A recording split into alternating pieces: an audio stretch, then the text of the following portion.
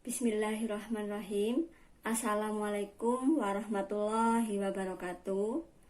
Bertemu kembali dengan saya Ibu Meni pada pelajaran Bahasa Indonesia untuk kelas 10 program peminatan ilmu bahasa. Bagaimana kabar kalian anak-anak? Mudah-mudahan dimanapun kalian berada selalu dalam keadaan sehat.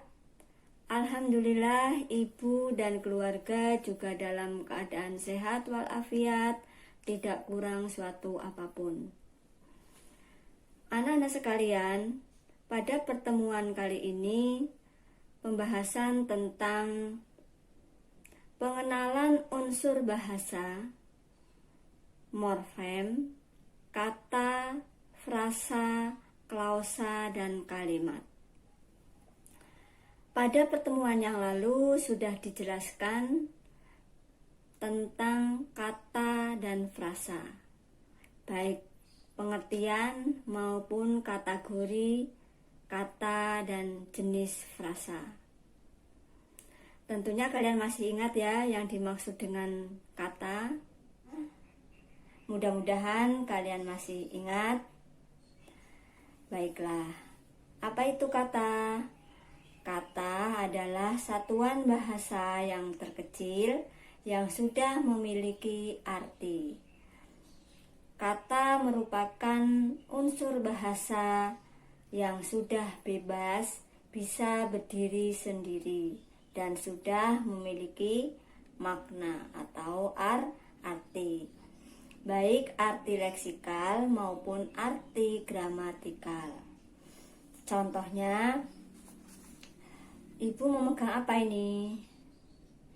Ini pensil. Ada kata pensil. Pensil itu sudah memiliki arti dari segi leksikal maupun gramatikal. Arti leksikal itu maksudnya arti dasar, arti asal yang sesuai pada Kamus Besar Bahasa Indonesia.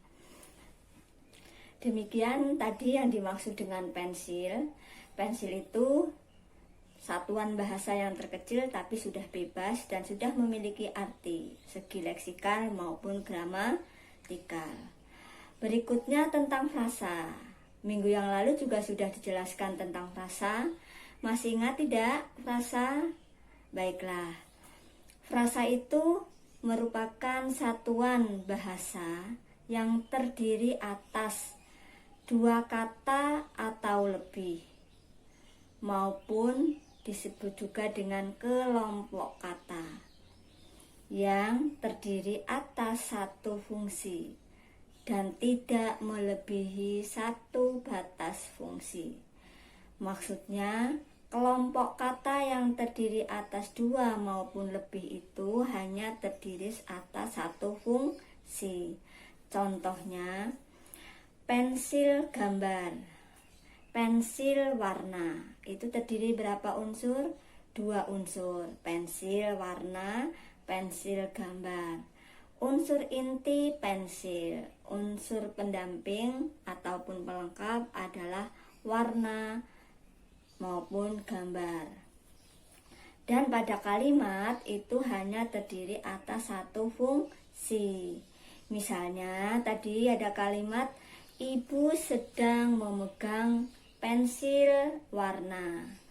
Jadi, ibu itu subjek, sedang memegang predikat, pensil warna itu objek. Jadi, pensil warna tidak bisa lebih dari satu fungsi, yaitu hanya satu fungsi sebagai objek.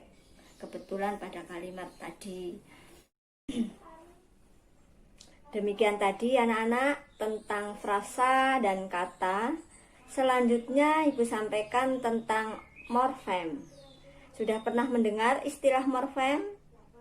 Baiklah. Apa itu morfem?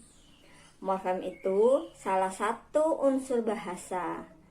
Unsur bahasa yang terkecil yang sudah memiliki makna. Tetapi tidak bisa dipecah ataupun dibagi lagi menjadi bentuk yang lebih kecil lagi yang bermakna. baik bebas maupun terikat. Berbeda dengan kata. Kata bentuk terkecil dari suatu bahasa dan sudah memiliki makna, tetapi masih bisa dipecah lagi menjadi bentuk yang lebih kecil lagi dan mempunyai makna. Sedangkan morfem tidak. Morfem itu terkecil dan tidak bisa dibagi lagi menjadi bentuk yang lebih kecil yang memiliki makna. Contoh, ada kata kehujanan, ada kata memperbesar. Kata kehujanan itu merupakan kata imbuhan. Kehujanan terdiri atas dua morfem, morfem kean dan morfem hujan. Morfem kean juga terdiri lagi menjadi morfem ke dan morfem an. Begitu pula dengan kata memperbesar, terdiri atas dua morfem, besar dan memper. Memper masih bisa dibagi lagi menjadi mem dan per. Baiklah, tadi kata kehujanan. Ada morfem hujan dan ada morfem kean. Morfem hujan memiliki arti. Di dalam kamus ada pengertian hujan. Itu sudah memiliki makna leksikal. Sedangkan kean tidak ada arti atau makna yang ada di dalam kamus. Jadi, morfem hujan itu merupakan morfem bebas, sedangkan morfem kean itu merupakan morfem terikat. Pada kata kehujanan dan pada kata memperbesar terdapat morfem hujan dan morfem besar. Morfem hujan dan morfem besar itu sudah memiliki arti leksikal yang ada pada kamus dan bisa berdiri sendiri pada sebuah konteks kalimat. Tetapi morfem memper dan morfem kean tidak mempunyai makna leksikal di dalam kamus. Begitu pula tidak bisa berdiri sendiri. Jadi morfem memper dan morfem kean itu merupakan morfem terikat karena penggunaannya itu harus bergabung dengan bentuk yang lain, yaitu tadi dengan bentuk hujan dan bentuk besar, baru memiliki arti. Secara umum, morfem digolongkan menjadi dua, morfem bebas dan morfem terikat. Contoh morfem bebas, tadi pada kata memperbesar, morfem bebas itu morfem besar. Sedangkan morfem terikat itu morfem memper. Begitu juga dengan pada kata kehujanan, morfem bebas hujan dan morfem terikat itu kean. Yang membedakan antara morfem dengan kata, yaitu apabila kata sudah mempunyai makna walaupun dibagi lagi menjadi bentuk yang lebih kecil. Contohnya tadi, kata memperbesar itu termasuk jenis kata imbuhan dan bisa dipecah lagi menjadi morfem memper dan morfem besar. Morfem memper itu terikat dan morfem besar itu bebas.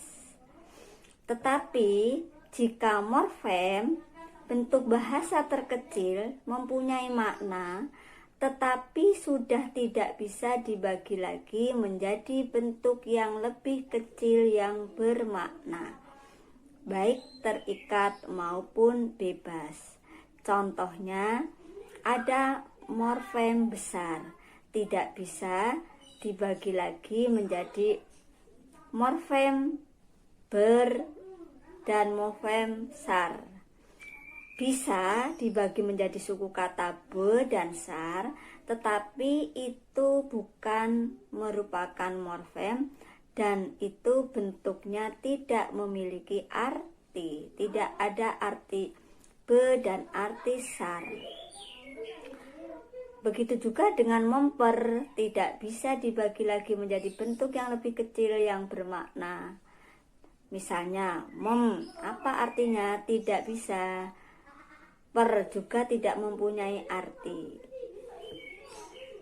Baiklah anak-anak, bagaimana sampai di sini sudah paham mengenai morfem? Mudah-mudahan kalian bisa mengerti dan memahaminya. Selanjutnya, Ibu jelaskan tentang klausa. Pernah mendengar istilah klausa? Baiklah anak-anak, setelah Ibu jelaskan tentang morfem, selanjutnya ada unsur bahasa yang namanya klausa. Klausa tingkatannya lebih luas daripada frasa. Apa itu sebenarnya klausa? Ada yang sudah mengerti? Nah, Ibu yakin di antara kalian pasti sudah mengerti. Ibu jelaskan ulang, apa yang dimaksud dengan klausa? Klausa itu merupakan unsur bahasa yang terkecil, minimal sudah terdiri atas subjek dan predikat.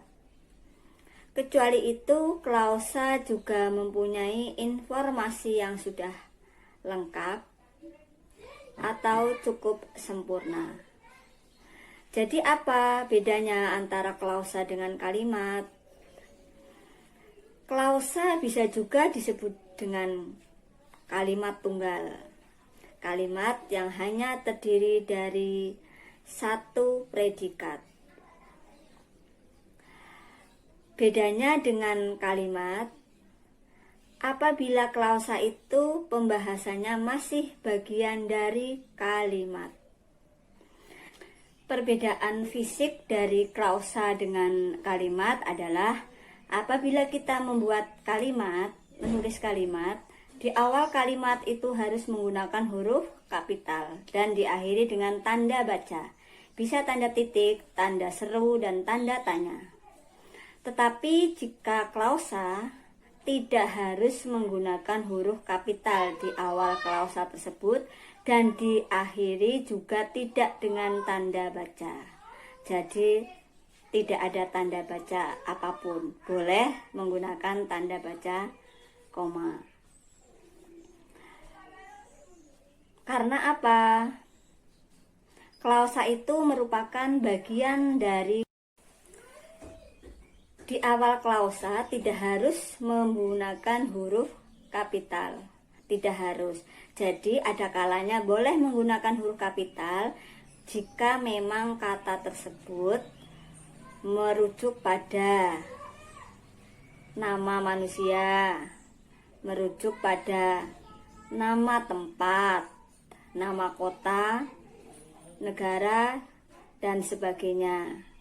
Dan memang kata tersebut lazim dan harus menggunakan huruf kapital, tapi diakhiri tidak dengan tanda baca. Contoh klausa dan contoh kalimat. Misalnya ada kalimat, anak kelas 10 sedang mengerjakan soal CBT ketika wali kelas memberikan pengumuman di WA Group. Dari awal sampai akhir itu namanya kalimat dan diawali huruf kapital, yaitu kata kelas itu diawali dengan huruf kapital dan di belakang kalimat diakhiri tanda baca, yaitu tanda titik karena itu merupakan kalimat informasi. Dan kalimat tersebut merupakan kalimat majemuk, ditandai dengan konjungsi, yaitu konjungsi ketika. Dan pada kalimat tersebut terdiri atas dua klausa. Klausa yang pertama yaitu induk kalimat, dan klausa yang kedua anak kalimat.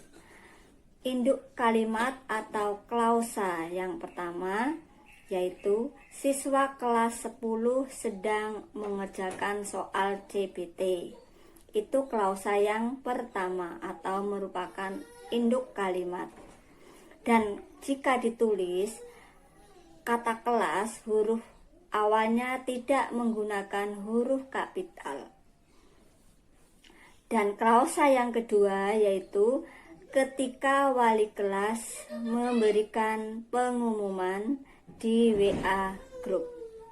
Itu pun tidak diawali dengan huruf kapital dan tidak diakhiri dengan tanda baca apabila kita sedang menganalisis klausa. Tapi kalau tadi yang kita bicarakan kalimat, harus di awal kalimat itu menggunakan huruf kapital dan diakhiri tanda baca. Itu perbedaan secara fisik. Kecuali tanda baca dan huruf kapital, persamaan antara klausa dan kalimat, keduanya minimal sudah ada predikat. Lebih lengkap subjek dan predikat. Dan apa bedanya klausa dengan frasa? Kalau frasa itu minimal satu fungsi sebagai subjek saja, predikat saja. Tetapi kalau klausa minimal itu ada dua, boleh 2, 3 ataupun lebih fungsi kalimat.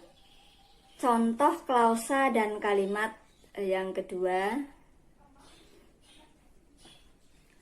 Anto tidak mengikuti pelajaran daring karena kuota habis. Kalimat tersebut diawali huruf kapital yaitu A pada kata Anto dan diakhiri tanda baca titik. Di tengah ada konjungsi karena. Itu menunjukkan kalimat majemuk. Kalimat tersebut ada dua klausa. Klausa yang pertama, Anto tidak mengikuti pelajaran daring. Dan penulisannya ini tetap menggunakan huruf kapital walaupun kita sedang membicarakan klausa. Karena menyebut nama orang yaitu Anto. A-nya huruf kapital, tetapi diakhiri tidak dengan tanda baca. Selanjutnya klausa yang kedua, karena kuota habis. Itu tidak diawali huruf kapital dan tidak diakhiri tanda baca. Begitu anak-anak bisa memahami bedanya frasa, klausa, dan kalimat. Klausa itu merupakan kalimat tunggal. Kalau dilihat dari fungsi kalimat yang ada di dalamnya. Tapi secara fisik, klausa dan kalimat itu berbeda. Berikut untuk lebih jelasnya ada sebuah paragraf. Bisa kalian menyimak paragraf yang kedua.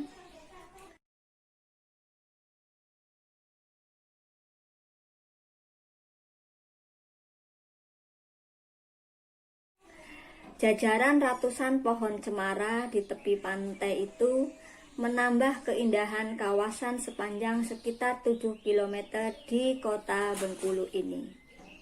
Satu kalimat. Di sepanjang pantai juga ada jalan beraspal sepanjang 7 km dan berada di bawah kerimbunan pohon-pohon cemara tersebut. Satu kalimat.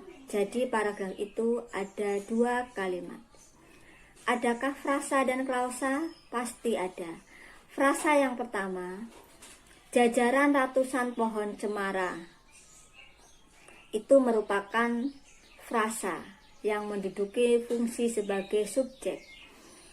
Selanjutnya ada frasa di tepi pantai itu. Itu menunjukkan frasa yang menduduki fungsi keterangan. Adakah klausa? Ada. Misalnya ibu contohkan pada kalimat yang kedua. Di sepanjang pantai juga ada jalan beraspal sepanjang 7 km. Itu merupakan klausa yang pertama pada kalimat majemuk tersebut. Apabila kita menulis terpisah, huruf awal di itu menggunakan huruf kecil. Dan di belakang tidak perlu ada tanda baca. Klausa yang kedua, dan berada di bawah kerimbunan pohon-pohon cemara tersebut. Itu merupakan klausa yang kedua. Diawali huruf kecil dan diakhiri tanpa tanda baca. Itulah anak-anak yang ada pada paragraf tersebut, kata, frasa, klausa. Bagaimana dengan morfem? Pasti ada dan banyak kalau kita mau menganalisis. Contohnya pada kata menambah, pada kata keindahan. Ada tidak pada kata menambah morfem? Ada, yaitu morfem me dan morfem tambah. Morfem terikat me dan morfem bebas tambah. Pada kata keindahan, morfem indah dan morfem kean. Begitu selanjutnya. Bagaimana anak-anak, sudah memahami? Mudah-mudahan kalian semua bisa mengerti dan memahami. Untuk mengakhiri pertemuan materi ini, ada tugas untuk kalian. Silahkan kalian analisis paragraf yang pertama. Tentukan morfem, kata, frasa, klausa, dan kalimat. Bisa kalian sampaikan secara lisan, kalian jelaskan secara lisan, maupun kalian jelaskan secara tertulis. Apabila dijelaskan secara lisan, kalian buat video dalam durasi waktu kurang dari 3 menit. Ibu akhiri pertemuan ini dengan bacaan hamdalah. Alhamdulillahirabbil alamin. Sekian dan terima kasih. Wassalamualaikum warahmatullahi wabarakatuh.